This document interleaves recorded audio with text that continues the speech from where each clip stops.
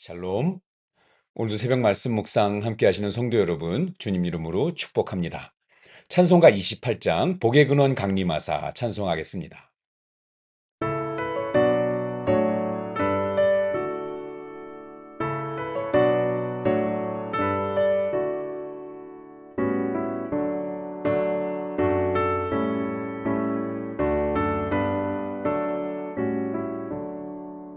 복의 근원 강림하사 찬송하게 하소서. 한량없이 자비하심 증명할 기름도다.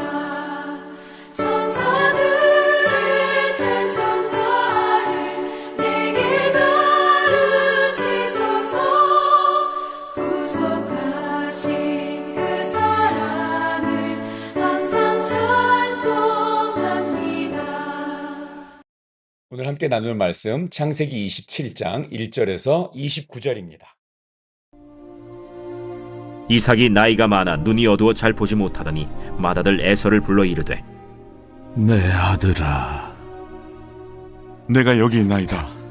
내가 이제 늙어 어느 날 죽을는지 알지 못하니 그런즉 내 기구 곧 화살통과 활을 가지고 들에 가서 나를 위하여 사냥하여 내가 즐기는 별미를 만들어 내게로 가져와서 먹게 하여 내가 죽기 전에 내 마음껏 내게 축복하게 하라.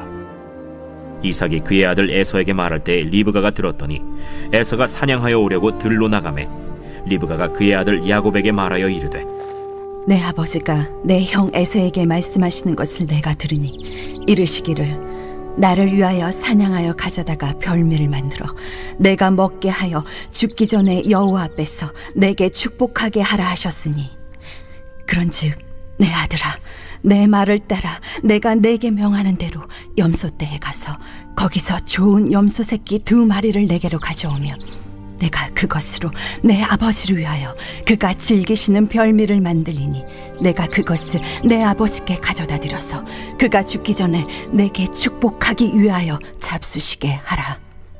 내 형 에서는 털이 많은 사람이요 나는 매끈매끈한 사람인즉 아버지께서 나를 만지실진데 내가 아버지의 눈에 속이는 자로 보일지라. 복은 고사하고 저주를 받을까 하나이다. 내 아들아, 너의 저주는 내게로 돌리리니 내 말만 따르고 가서 가져오라. 그가 가서 끌어다가 어머니에게로 가져왔더니 그의 어머니가 그의 아버지가 즐기는 별미를 만들었더라.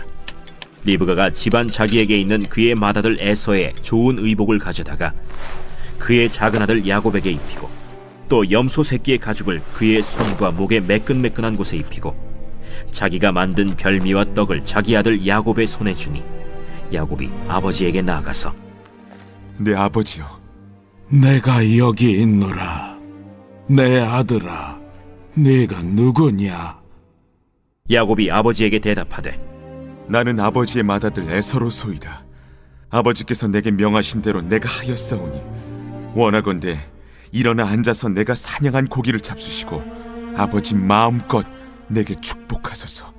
내 아들아, 내가 어떻게 이같이 속히 잡았느냐? 아버지의 하나님 여호와께서 나로 순조롭게 만나게 하셨음이니이다. 내 아들아, 가까이 오라. 내가 과연 내 아들 에서인지 아닌지 내가 너를 만져보려 하노라. 야곱이 그 아버지 이삭에게 가까이 가니 이삭이 만지며 이르되 음성은 야곱의 음성이나 손은 에서의 손이로다. 그의 손이 형 에서의 손과 같이 털이 있으므로 분별하지 못하고 축복하였더라. 내가 참 내 아들 에서냐? 그러하니이다. 내게로 가져오라. 내 아들이 사냥한 고기를 먹고 내 마음껏 내게 축복하리라. 야곱이 그에게로 가져가매 그가 먹고 또 포도주를 가져가매 그가 마시고 내 아들아, 가까이 와서 내게 입맞추라. 그가 가까이 가서 그에게 입맞추니 아버지가 그의 옷에 향취를 맡고 그에게 축복하여 이르되 내 아들의 향취는 여호와께서 복주신 밭의 향취로다.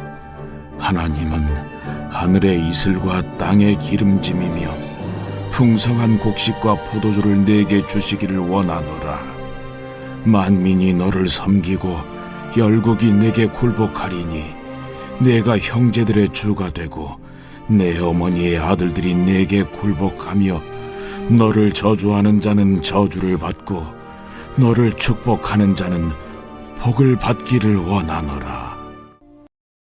앞서 26장에서 이삭은 하나님의 언약을 신뢰하는 가운데 그게 가장 귀한 재산이었던 우물까지도 양보를 했습니다. 그래서 블레셋 왕 아비멜렉에게 하나님의 살아계시다는 그 고백을 선명하게 이렇게 드러내게 되죠. 그는 명실공히 믿음의 조상 아브라함의 아들다웠습니다.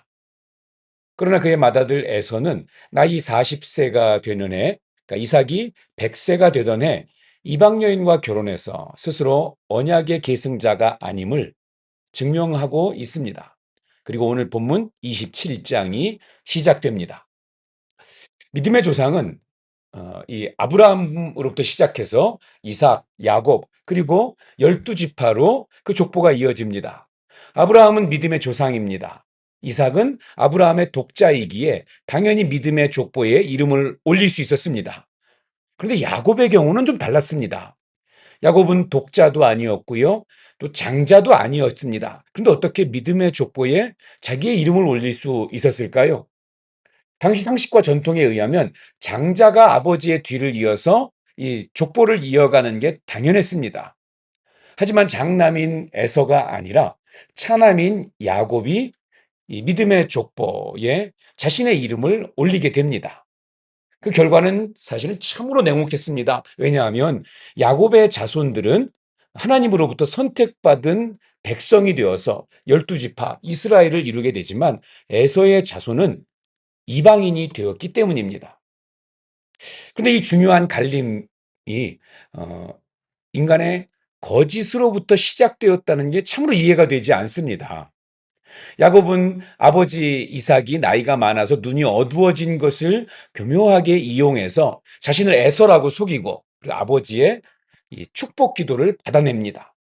아버지를 속이면서까지 축복 기도를 받은 이유는 이 장자에게 주는 이 장자권에 대한 욕심 때문이었죠. 장자의 자격이 무엇입니까? 말 그대로 장자로 태어나야 합니다. 혹은 중죄를 지었거나 아버지가 이 자신의 권한으로 장자 외에 다른 아들을 지명하는 경우에는 장자가 아닌 자식이 장자권을 이어갈 수 있기는 합니다. 그러면 야곱에게 이 장자의 자격이 있었습니까? 장자였던 형 에서가 중죄를 짓거나 아니면 아버지로부터 이 에서보다 이 차남을 더 좋아해서 그래서 그 아버지가 야곱에게 장자의 권한을 물려주기 전까지는 야곱은 장자권을 얻을 수 없었습니다. 장자에게 주는 축복 기도를 받을 수가 없죠. 그런데 에서는 그렇게 큰 죄를 범하지도 않았고 그리고 아버지 이삭은 분명하게 성경에 말씀하죠. 야곱보다 에서를 더 좋아했기 때문에 야곱이 장자권을 얻는다는 것은 한마디로 불가능했습니다. 그러니 이제 야곱이 장자권을 가질 수 있는 방법은 거짓을 행하는 것뿐이었습니다. 사기를 치는 것밖에는 방법이 없는 거죠. 그런데 그의 눈에는 사실 하나님의 존재가 있었습니다. 12절입니다. 아버지께서 나를 만지실 때 내가 아버지 눈에 속이는 자로 보일지라. 그러면 복은 고사하고 저주를 받을까 하나이다. 혹시라도 아버지가 자기의 속임수를 눈치채게 되면 자기는 하나님의 저주를 받을지도 모른다는 두려움이 야곱에게 있었습니다. 그래서 망설이게 되죠. 그런데 이어지는 어머니 리브가의 말 한마디에 용기를 얻어서 아버지를 속이기로 마음먹습니다. 13절입니다. 어머니가 그에게 이르되 내 아들아 너의 저주는 내게로 돌리리라. 내 말을 따르고 가서 가져오라. 이 어머니가 아들의 저주를 대신 지고 가겠다는 것입니다. 그럼 저는 이 말씀 묵상하면서 똑같은 상황이 성경에 한 번 더 나온다는 것을 떠올리게 되었습니다. 빌라도입니다. 빌라도는 하나님을 믿지는 않았지만 신의 존재는 믿었습니다. 그래서 잘못하면 억울한 자에게 이런 죄를 뒤집어 씌우면 자기가 저주를 받게 될지도 모른다는 두려움이 빌라도에게 있었습니다. 그래서 예수님을 십자가형으로 판결을 내리기 전에 이 누가복음에 보면 3번이나 그가 심하게 잠을 못 이루고 고민했던 흔적이 나와 있습니다. 그러다가 결국 이스라엘 백성들이 이렇게 외치자 이 한마디에 예수님을 십자가에 내어줍니다. 그 말은 놀랍게도 리브가가 야곱에게 한 말과 똑같은 의미입니다. 그의 피를 우리와 우리 자손에게 돌릴지어다. 자, 이렇게 보면 야곱이나 빌라도나 별반 다를 게 없는 것처럼 보입니다. 그런데 야곱은 믿음의 족보에 자신의 이름을 올린 반면에 빌라도는 우리가 매주 외우는 이 사도신경 거기에 저주의 명단에 자기의 이름을 올렸습니다. 무슨 차이가 있는 걸까요? 야곱은 아버지 이삭의 축복 기도를 받았지만 빌라도는 축복 기도해 줄 아버지가 없었기 때문에 그렇게 된 걸까요? 자, 어떤 분들은 신령한 목사님의 축복 기도를 받기 위해서 뭐 몇백만 원, 뭐 수천만 원 들고 가서 기도를 받는다고 합니다. 어쩌면 처음에 야곱이 그러한 모습이었을 것 같습니다. 야곱은 단순히 아버지 이삭으로부터 축복 기도를 받기만 한다면 자기의 인생이 펼쳐진다고 생각을 했을 것입니다. 그러면 야곱이 이삭으로부터 축복 기도를 한번 받았기 때문에 믿음의 족보에 이름을 올리게 된 것일까요? 그런데 사실 야곱은 아버지로부터 축복 기도를 받은 후 오히려 빌어먹는 신세로 전락하고 맙니다. 야곱의 인생 스토리는 축복은커녕 고향을 떠나서 20년 동안 타향살이를 해야 했고 또 그토록 사랑하는 어머니의 얼굴을 이제 다시는 볼 수 없게 되었습니다. 하지만 수많은 시련과 고난은 그를 성숙한 사람으로 만들었습니다. 속임수로 야곱이 받게 된 이 장자의 축복이 그 효력을 발휘하게 되기는 합니다. 그런데 우리가 그것을 어떻게 바라봐야 하겠습니까? 결론은 그 축복 기도 자체에 마치 그것이 무슨 부적처럼 의미가 있는 것이 아니라 이 하나님의 약속은 사실은 야곱이 아버지 이삭에게 축복 기도를 받기 전 이미 야곱과 에서가 그 어머니 뱃속에 있을 때부터 사실 하나님은 야곱에게 복 주고 야곱을 선택하기로 결정하신 것입니다. 하나님의 약속은 인간의 도덕성을 넘어서 인간의 죄와 연약함과 실수를 통해서도 하나님이 선택하셨기 때문에 성취된다는 것입니다. 그 이유는 하나님은 인간의 죄로 인해서 자신의 구원 계획을 방해받지 않으시기 때문입니다. 오히려 인간이 저질러 놓은 그런 악을 하나님께서는 선으로 바꾸시면서 하나님의 그 구원의 역사를 끝까지 성취시키시는 하나님이십니다. 창세기 50장 20절에 그래서 요셉이 이렇게 고백하죠. 당신들은 나를 해하려 하였으나 하나님은 그것을 선으로 바꾸사 오늘과 같이 많은 백성의 생명을 구원하게 하시려 하셨나니. 물론 우리가 선으로 하나님의 뜻에 동참하며 그 뜻을 이루게 된다면 더할 나위 없이 참으로 좋은 일입니다. 하지만 혹 그렇지 못하여 우리가 실패하고 또 좌절하고 우리가 죄악을 저지른다고 할지라도 하나님은 인간의 연약함에 의해서 또 인간의 죄악됨으로 인해서 하나님의 계획을 포기하거나 그 뜻을 꺾이는 분이 아니시라는 것을 분명히 알아야 합니다. 야곱이 믿음의 족보에 자신의 이름을 올릴 수 있었던 것은 아버지의 축복 기도를 받았기 때문이 아니라 하나님의 택하심 그리고 하나님의 은혜 때문입니다. 이처럼 하나님의 복은 인간이 잔꾀를 부리거나 또 거짓을 행하면서 얻을 수 있는 것이 아니라 축복기도 한 번에 주어지는 것이 아니라 저와 여러분을 자녀로 택하신 하나님의 사랑과 긍휼 때문입니다. 그러니 우리의 목표는 예수를 믿었다고 해서 죄악을 마음껏 저지르는 것이 되어서는 될 수 없습니다. 오직 예수 그리스도를 통해서 주어진 그 새 생명 가운데 감사함으로 우리에게 주어진 이 부활의 삶을 살아야 합니다. 이것이 은혜 아래 거하는 참된 그리스도인의 삶인 것입니다. 기도하겠습니다.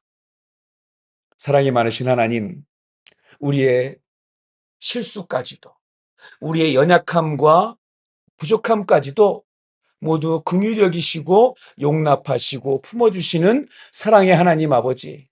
믿음이 없는 우리는 언제나 하나님의 약속과 말씀을 늘 의심합니다. 나의 방법, 또 세상적인 것을 더 사모하고 붙잡으려는 그러한 연약함이 우리에게는 있습니다. 우리의 이 믿음 없음을 용서하여 주시옵소서. 하나님의 무한한 사랑과 그 은혜가 허물 많은 우리의 인생에도 흘러 넘치게 하여 주시옵소서. 예수님의 이름으로 기도하옵나이다. 아멘. 오늘도 행복하고 건강하세요. 사랑합니다. 축복합니다.